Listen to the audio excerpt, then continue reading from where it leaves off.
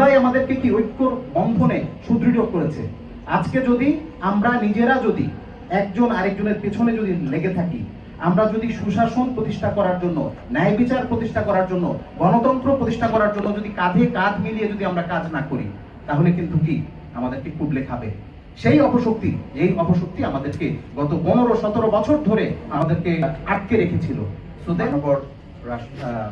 High commissioner, deputy high commissioner, দূতাবাসের বিভিন্ন পর্যায়ের কর্মকর্তাবৃন্দ, জুলাইয়ের যোদ্ধা যারা অটোয়া এবং কানাডার বিভিন্ন প্রান্তে, আমরা আজ থেকে 2 বছর আগে ফ্যাসিস্ট সরকারকে হটানোর আন্দোলনে কাঁধে কাঁধ রেখে একসাথে কাজ করেছিলাম, সেই সমস্ত সহযোদ্ধা এবং সম্মানিত সুধী মণ্ডলী, আসসালামু আলাইকুম ওয়া রাহমাতুল্লাহি তাআলা ওয়া বারাকাতুহু।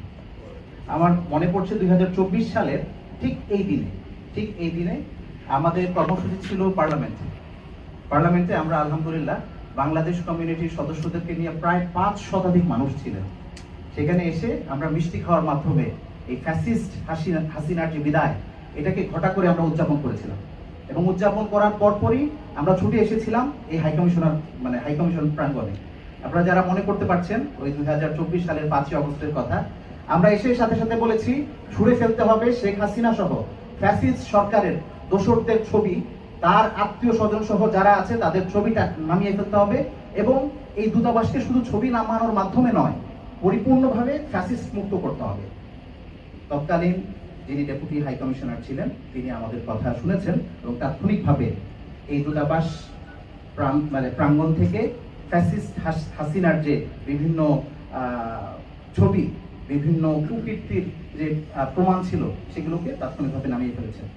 আজকে আমরা আল্লাহ রাব্বুল আলামিনের কাছে শুকরিয়া জ্ঞাপন করছি এই জন্য যে আল্লাহ রাব্বুল আলামিন আমাদেরকে এই সুযোগটি করে দিয়েছেন, আজকে আমরা এখানে সমবেত হতে পেরেছি। জুলাই যদি না হতো, 2024 সালের জুলাই যদি না হতো, আমি হলফ করে বলতে পারি, একজন থাকতে পারেন, বাট আমি হলফ করে বলতে পারি অধিকাংশ মানুষ এখানে বসতে পারতেন না, আসতে পারতেন না।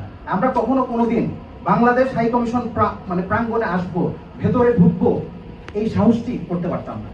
যে আমাদেরকে তো নাজেহাল এখানে করতে পারবে না, হয়তো ব্যাক হোমে আমাদের পরিবারের উপর বিভিন্ন ধরনের নাজেহাল অপদস্থ আমাদেরকে করবে। তো সেই জন্য আলহামদুলিল্লাহ জুলাই আমাদেরকে সেই অবারিত সুযোগ দিয়েছে। আমরা আজকে মহামান্য রাষ্ট্রপতির বাণী শুনলাম, আমরা মাননীয় প্রধানমন্ত্রীর বাণী শুনলাম, আমরা শুনলাম আমাদের যে পররাষ্ট্র মন্ত্রণালয়ের মাননীয় মন্ত্রী এবং প্রতিমন্ত্রী, তাদের কথাবার্তা শুনলাম। ঘুরে ফিরে সবাই একটা কথা বলেছেন, আপনারা যদি লক্ষ্য করেন, সবাই কিন্তু ফ্যাসিবাদ, স্বৈরাচার, আয়নাঘর, দুর্নীতি, খুন, গুম, অপশাসন, ভোটাধিকার হরণ, এই বিষয়গুলো নিয়ে কিন্তু বারবার তারা তাদের বক্তব্যে তুলে ধরেছেন। এই ব্যবস্থার বিলোপ হয়েছে, কিন্তু এই ব্যবস্থার সাথে যারা জড়িত ছিল তাদের কি বিলোপ হয়েছে? হয়নি। বর্তমানে যেই সরকারি ক্ষমতায় আসুক না কেন, তাদেরকে ইন্ধন দানের মাধ্যমে এই জুলাই বিরোধী যে অপশক্তি, এই অপশক্তির সর্বোচ্চ প্রচেষ্টা থাকবে আবার কি বাংলাদেশের মানুষের ঘাড়ে জগদ্দল পাথরের মতো চেপে বসা। সুতরাং আমাদেরকে সবাইকে সচেতন থাকতে হবে। আমি একটি গল্প বলে শেষ করবো, আপনারা সবাই এই গল্পটা জানেন, এক বাবা, তার 4টা ছেলে। বাবা প্রায় মৃত্যুর দ্বার প্রান্তে পৌঁছে গেছে। এই 4 ছেলে সারাক্ষণ তাদের ভিতরে ঝগড়া, বিবাদ, দ্বন্দ্ব, এবং এটা কোনোভাবেই বাবা কন্ট্রোল করতে পারছেন না। তখন বাবা কি বললেন যে যাও তোমরা একটা করে লাঠি নিয়ে আসো। একটা করে লাঠি নিয়ে আসা হলো এবং সেই 4টা লাঠি একত্রিত করে বললেন যে তোমরা এবার ভাঙো তো দেখি কেউ পারো কিনা। 4 জন বীর বিক্রমে অসীম সাহসিকতা এবং শক্তিমত্তার সাথে চেষ্টা করলো যে লাঠি ভাঙতে পারে কিনা, কিন্তু একজনও লাঠি ভাঙতে পারলো না। তারপর সেই বাবা 4টা লাঠি খুলে দিয়ে একটা একটা করে প্রত্যেকের হাতে দিল, বললো যে এবার ট্রাই। তারপর তারা চেষ্টা করলো এবং খুব সহজেই ভেঙে ফেললো। বাবা তখন বলল, তোমরা যদি একসাথে থাকো 4 ভাই, তাহলে তোমাদের কেউ ক্ষতি সাধন করতে পারবে না, কিন্তু যখন তোমরা বিচ্ছিন্ন বিক্ষিপ্ত হয়ে যাবা, একজন আরেকজনের বিরুদ্ধে লাগবা, তখন কি অবশ্যই ভাবে তোমাদেরকে কি এর পরিণতি ভোগ করতে হবে।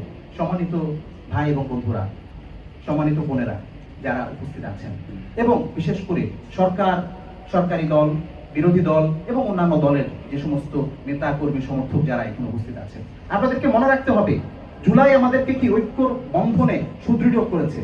আজকে যদি আমরা নিজেরা যদি একজন আরেকজনের পেছনে যদি লেগে থাকি, আমরা যদি সুশাসন প্রতিষ্ঠা করার জন্য, ন্যায় বিচার প্রতিষ্ঠা করার জন্য, গণতন্ত্র প্রতিষ্ঠা করার জন্য যদি কাঁধে কাঁধ মিলিয়ে যদি আমরা কাজ না করি, তাহলে কিন্তু কি আমাদেরকে কুবলে খাবে।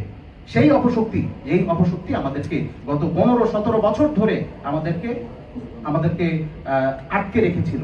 সুতরাং আমাদেরকে মানে কনসাস হতে হবে। বিরোধিতা থাকবে, বিরোধিতা করবে, এটাই বিরোধী দলের কাজ।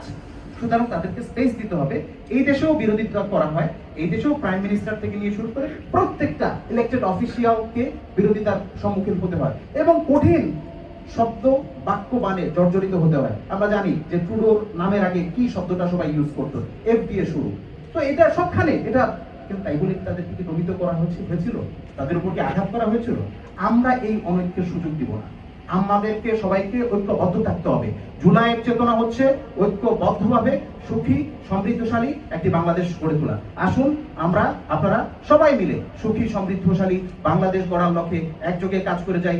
জুলাই আমাদেরকে যে শিক্ষা দিয়েছে, জুলাইয়ের মাধ্যমে শহীদরা আমাদের জন্য যে বাংলাদেশ গুনে দিয়ে গেছে, যে বাংলাদেশ আমাদের সামনে দিয়ে গেছে, সেই বাংলাদেশকে সমৃদ্ধশালী করার জন্য একযোগে কাজ করি। আল্লাহ আমাদেরকে সেই তৌফিক দান করুন। আমিন। আসসালামু আলাইকুম ওয়া রাহমাতুল্লাহি ওয়া বারাকাতুহু।